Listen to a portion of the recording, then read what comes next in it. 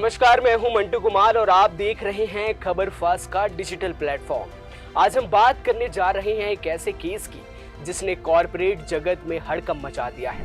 मशहूर बिजनेसमैन अनिल अंबानी, हाँ वही अनिल अंबानी जिनका नाम कभी भारत के सबसे अमीर लोगों में शुमार था, आज प्रवर्तन निदेशालय यानी कि ईडी के रडार पर है। 17,000 करोड़ रुपए के कथित लोन फ्रॉड केस में ईडी ने अनिल अंबानी को समन भेजा है। आखिर क्या है ये पूरा मामला, क्यों बढ़ रही है अनिल अंबानी की मुश्किलें और इस केस में क्या खुलासे हुए हैं, चलिए जानते हैं। मामला शुरू होता है 17,000 करोड़ रुपए के कथित लोन फ्रॉड से। ईडी का कहना है कि अनिल अंबानी की रिलायंस ग्रुप की कंपनियों, खासकर रिलायंस होम फाइनेंस और रिलायंस कमर्शियल फाइनेंस ने यस बैंक से लिए गए लोन्स में भारी गड़बड़ियां की। इन लोन्स का एक बड़ा हिस्सा लगभग 3,000 करोड़ रुपए कथित तौर पर ग्रुप की दूसरी कंपनियों और शेल कंपनियों में डाइवर्ट किया गया, यानी पैसा वहां गया जहां नहीं जाना चाहिए था। इस केस की शुरुआत तब हुई जब सेबी ने अपनी जांच में पाया कि रिलायंस इंफ्रास्ट्रक्चर ने करीब 10,000 करोड़ रुपए एक कंपनी सीएलई प्राइवेट लिमिटेड के जरिए डाइवर्ट किए। सेबी का दावा है कि ये पैसा रिलायंस ग्रुप की दूसरी इकाइयों में गया और इसकी जानकारी शेयर होल्डर्स या ऑडिटर्स को नहीं दी गई। इसके अलावा सीबीआई ने भी 2 एफआईआर दर्ज की जिनमें लोन डाइवर्शन, ब्राइबरी और पब्लिक इंस्टीट्यूशंस को चीट करने के आरोप लगाए गए।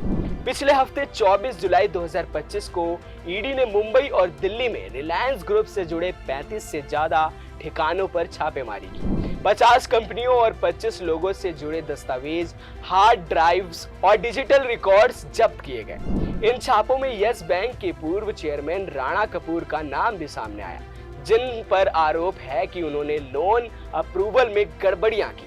ईडी का कहना है कि लोन देने से पहले यस बैंक के प्रमोटर्स को रिलायंस ग्रुप से पैसे मिले, जो एक ब्राइब फॉर लोन स्कीम की ओर इशारा करता है। अब सवाल यह है कि अनिल अंबानी का इस पूरे मामले में क्या रोल है।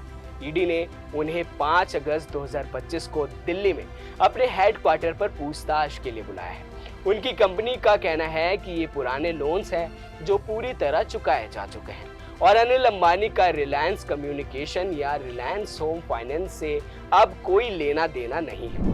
लेकिन ईडी और सीबीआई के सबूत कुछ और ही कहानी बयां करते हैं। इतना ही नहीं, स्टेट बैंक ऑफ इंडिया ने हाल ही में रिलायंस कम्युनिकेशन और अनिल अंबानी को फ्रॉड घोषित किया है।